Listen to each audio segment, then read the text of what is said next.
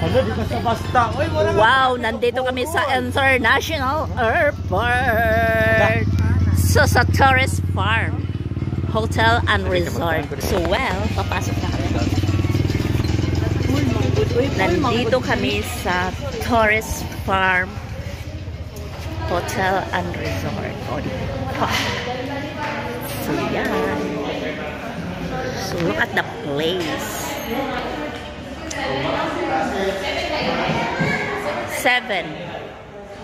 Ayan, 7.